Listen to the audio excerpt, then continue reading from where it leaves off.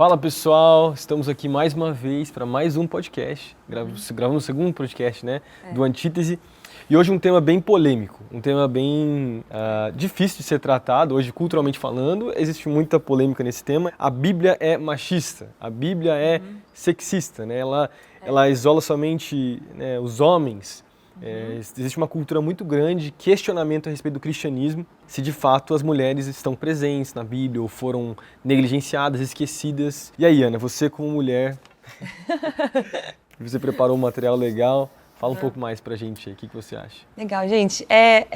Esse questionamento, né, que vem a respeito da Bíblia ser ou não sexista é algo que a gente percebe muito forte dentro do movimento feminista, né? Uma das rejeições das pessoas é essa ideia do patriarcado, né? Porque o cristianismo vê Deus como pai. Então já começa aí o problema para as feministas e os feministas, né? Tem muitos agora também, homens. Mas a gente percebe essa acusação muito grave, né, feita em relação ao cristianismo, porque a gente talvez vê menos mulheres na palavra. Isso é verdade. A gente não pode negar que tem menos mulheres protagonistas, né?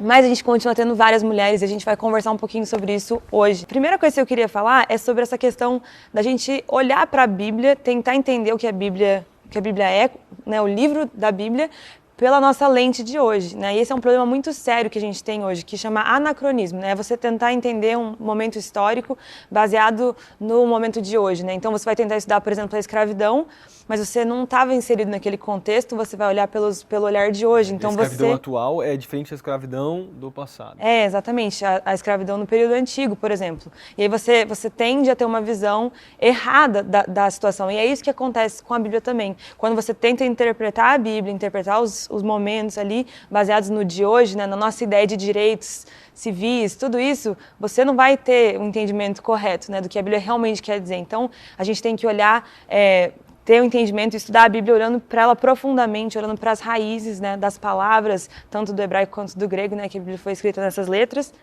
línguas, desculpa. Então a gente tem que estudar a Bíblia dessa maneira. Então acho que o primeiro argumento que as pessoas dão é essa questão de Deus ter criado o homem e a mulher, mas Deus criou quem primeiro? O homem. O homem, né? E as pessoas, elas tendem a olhar para isso e entender isso como algo sexista, algo que separa, que coloca as mulheres, né, como inferiores. Então, as mulheres são inferiores. E a gente sabe também que há alguns homens, né, dentro do cristianismo, isso no passado, né, muito menos hoje, que também entendiam isso, achavam que a mulher era inferior porque ela foi feita depois, né? Mas a gente vai ver que, de acordo com a Bíblia, não é verdade. Nem que a mulher ela é inferior, nem que a mulher é superior. A gente entende que a mulher está numa posição de igualdade ao homem, certo? A gente vê em Gênesis 2:18 tem o relato da criação da mulher. A mulher ela é criada da costela do homem. E é engraçado porque as palavras que estão escritas na Bíblia para falar sobre o formar do homem e da mulher são palavras diferentes. Então, para falar da formação do homem, a palavra, né, é yatsa, que significa formar do barro, meio que formar, tipo, como né, um vaso, assim, tipo, mas algo sem detalhes, algo, tipo, por cima, assim, tipo, pronto, fiz. Né? E para a mulher é uma outra palavra, a palavra é badá, que significa você fazer com beleza, você embelezar, você como que desenhar, você trazer como que estrutura para aquilo. Então já começa pelas palavras que são diferentes, né? O homem foi formado de uma forma, a mulher de outra. Né? E também algo que é interessante é que na literatura hebraica, o que vem depois coroa o que está antes. Então, por exemplo, a gente tem no fim da criação, a gente tem o ápice, que é o quê? Que é o descanso de Deus, né? Que é o 7º dia. Então, a mulher, ela logo antes do ápice, é a mulher. Então, a mulher, ela, na verdade, ela é formada e ela coroa o homem. Essa é a ideia que a gente lê no texto. Né? O que a gente percebe não é que a mulher é inferior, ela é colocada depois porque ela embeleza, ela traz beleza para a criação, ela traz aquele auxílio tão importante, né? Para o homem. Então, outra coisa que as pessoas elas tendem a não entender da questão da criação é a palavra auxiliadora, né? Porque na nossa ideia de auxiliadora, a gente acha que a auxiliadora é a que traz o cafezinho, a que passa uma vassoura na casa, né? E a gente tem uma visão... Não participa nada. Exato, meio pejorativa essa palavra, né? Auxiliadora. A gente não tem um entendimento muito completo dessa palavra. Mas o interessante é que Deus vai usar essa palavra para falar a respeito dele mesmo, como um auxiliador.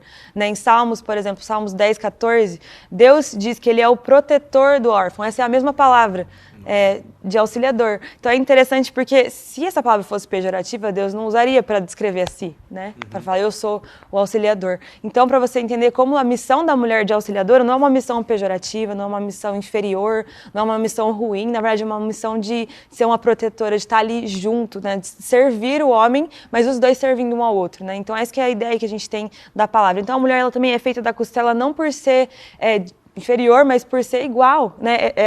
Essa questão da costela, a gente tem a costela no mesmo lugar, né? Então é no meio, aqui, a mulher ela é tirada da costela como um ser igual, né, ao homem. Um dos questionamentos que a gente vê também, e agora pensando no Novo Testamento, porque você falou sobre o Antigo, né? E do Antigo também tem outros, mas no Novo Testamento, um dos questionamentos é por que Jesus não tinha discípulos?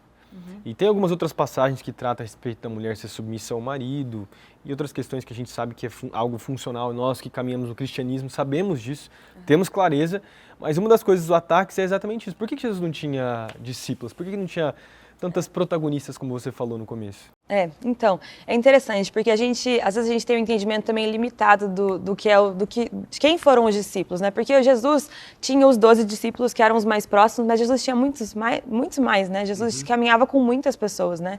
Então, por exemplo, no caminho de Emaús a gente tem o nome de 2 discípulos, né, de Jesus que caminharam com ele ali, que eram pessoas próximas também, porque Jesus se revelou a eles, mas eles não estavam entre os 12, né? Então, isso também é uma forma errada de entender o discipulado, assim, porque em Lucas, né, capítulo 8, versículo 1 ao 3, a gente vê que Lucas escreve para nós, ele diz, algumas mulheres que haviam sido curadas o seguiam. Então fala de Joana, fala de Susana, elas serviam com seus bens, elas andavam com Jesus também, né? Então Jesus ele tinha discípulos, talvez não entre os 12, mas além desse número, né? Então, a gente sabe também que não haviam mulheres que foram chamadas depois como apóstolas, né, em Atos, nem nada assim, mas a gente percebe que havia mulheres que sentavam aos seus pés. Um exemplo disso é Maria, né? Em Lucas 10:39, a gente vê, tem um relato de Maria quando ela recebe Jesus na sua casa, Maria e Marta, né? Marta está ocupada, né, com as coisas da casa, mas Maria se senta aos pés de Jesus. É engraçado porque essa parte, quando fala se senta aos pés,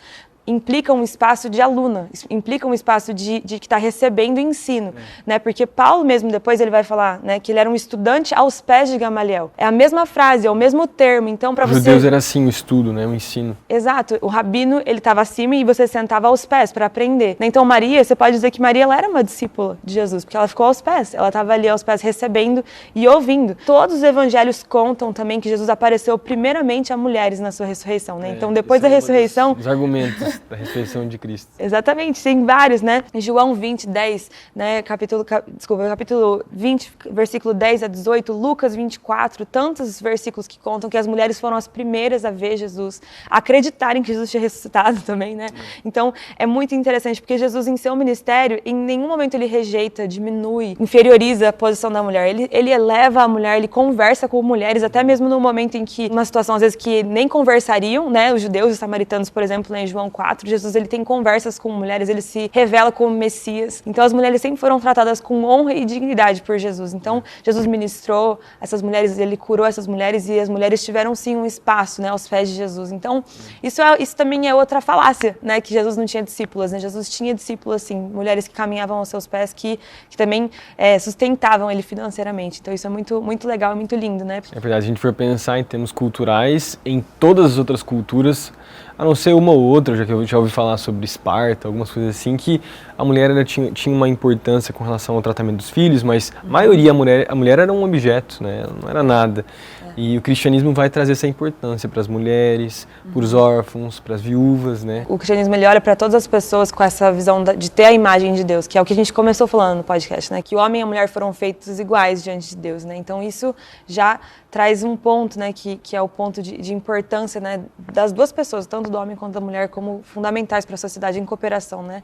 Então, em conclusão, eu acho que o que a gente tem que lembrar é que a Bíblia ela sempre aponta para essa posição de igualdade, né? Nunca de superioridade, que é o que a gente percebe de vários movimentos hoje em dia, né? Querendo levantar uma bandeira de que a mulher é empoderamento feminino e tudo mais, né? E também não de inferioridade também, porque teve muito tempo que a mulher também já foi colocada num lugar de inferioridade, né? Mas de uma posição igual diante do Senhor, né? Então Paulo resume para nós, né? Em Gálatas 3, versículo 20, onde ele fala: não há judeu, nem grego, nem escravo, nem livre, nem homem, nem mulher, porque todos são um em Cristo Jesus, né? Então isso resume para nós o que a gente crê, o que a gente vê, né, na palavra.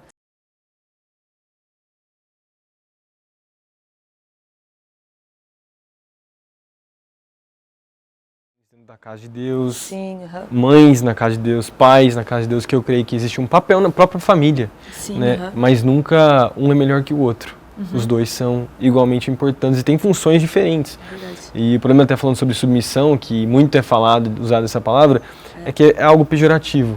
É quando a pessoa pensa em submissão, e a nossa cultura ela tem a tendência de desvalorizar a ideia de ser submisso. Não, você tem que sempre ser alguém de proeminência, né?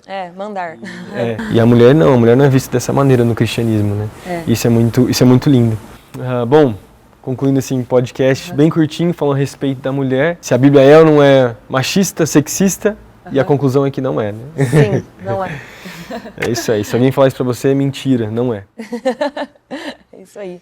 Gente, a gente vai ter mais posts a respeito desse assunto, porque eu sei que ainda tem outros versículos, outros capítulos pra gente falar, mas acompanhem com a gente que a gente vai ter mais conteúdo sobre esse assunto tão relevante e importante. É isso aí. Deus abençoe. Valeu.